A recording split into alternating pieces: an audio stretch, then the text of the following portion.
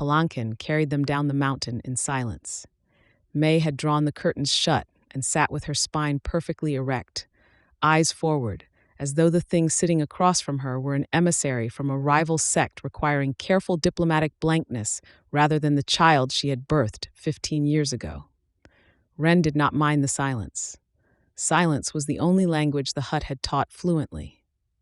The manor revealed itself in stages through a gap in the curtain, first the outer wall of whitewashed stone, then the tiered rooftops with their ceramic crane finials, then the jade-inlaid gateposts that threw pale green light across the snow.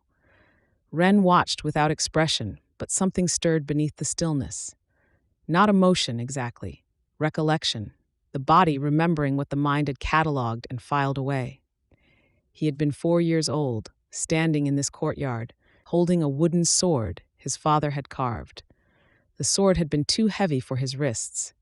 His sister had laughed from the second-floor balcony, a bright, pealing sound, and his mother had been speaking to someone he could not see, her voice carrying the particular sharpness she used when arrangements were being made about him without his consultation. He had been 5 when they loaded him onto a mule cart at dawn. His sister had not come to say goodbye. His father had pressed a wrapped rice cake into his hands and turned away too quickly. The palanquin stopped. Wren stepped out into the courtyard, and the memories dissolved like frost under a held breath. The entry hall was a corridor of lacquered columns and hanging silk panels depicting the sect's lineage. Wren walked 3 paces behind May, head lowered, hands tucked inside the oversized gray sleeves. The servants they passed bowed to May and did not look at the figure trailing her. Good. Wren had spent years perfecting the art of being unworthy of a second glance. Then the corridor opened into the central hall, and Lynn was there. She stood at the base of the stairs in robes of pale rose silk, a strand of freshwater pearls threaded through her hair, one hand resting on the carved banister with the casual possessiveness of someone who had never doubted her right to touch anything in this house. Her eyes found Wren, and her smile faltered, not collapsing but flickering, the way a candle flame bends sideways in a draught it cannot identify. "Mother," Lynn said, her gaze still fixed on Wren. "Who is this?" "Later," May said, and her tone closed the subject like a lid on a box. Wren was given a room on the manor's east wing, far from the family's central quarters. It was modest by the estate's standards, a canopied bed, a lacquer writing desk, a bronze basin. But after 10 years in a stone hut, the sheer volume of silk and cushioning felt obscene. Wren locked the door, stripped the gray robes, and stood before the bronze mirror. The reflection confirmed what hands and breath had already mapped during the long months of cultivation: the narrowed waist, the softened line of the jaw, the chest that had begun to swell against the rough fabric. Wren studied these changes with clinical attention, the way one might examine a tool for cracks after heavy use. The body was functional. The meridians were open, wider, and more fluid than any standard Yang architecture could achieve. To stop now would be to leave the work half-forged, a blade quenched too early, brittle where it should be supple. From behind the locked door of the master chamber that night, voices bled through the walls. May's voice, stripped of its public composure, carried a vibrating fury. "Your methods, your insistence on hardship as pedagogy. You parroted your father's doctrine about suffering building character, and I listened, and now look what we have." Joe's reply was so quiet, Wren could barely catch it. "You chose your mother. You chose to send him there. We both—" "Do not distribute this guilt evenly, Joe. I will not allow it."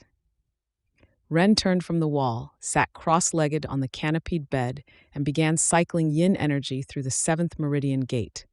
The mother had forbidden further cultivation. Wren had nodded when the instruction was given. Nodding and obeying were, after all, different actions entirely.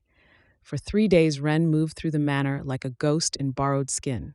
Gray robes, chest bound with strips torn from a linen undershirt, hair pulled back and tucked beneath a cap taken from a servant's closet. Meals were not attended but stolen. A bowl of congee lifted from the kitchen at the 4th watch. Cold dumplings wrapped in cloth and carried back to the locked room. The servants whispered. Lynn watched from doorways with narrowing eyes. Wren cultivated through the nights and slept in brittle 2-hour intervals. the room's temperature dropping low enough to leave rime on the bronze basin's water each morning.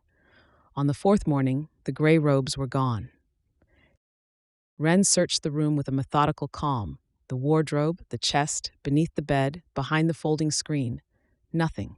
The linen bindings had also vanished. Outside the door, folded on a lacquered tray with a sprig of winter plum blossom laid across them, sat a full set of women's clothing: an inner robe of white silk, an outer dress of pale blue layered with silver thread, soft-soled embroidered shoes, and a sash. Wren stood in the doorway for a long time, barefoot, wearing only the thin sleeping shift.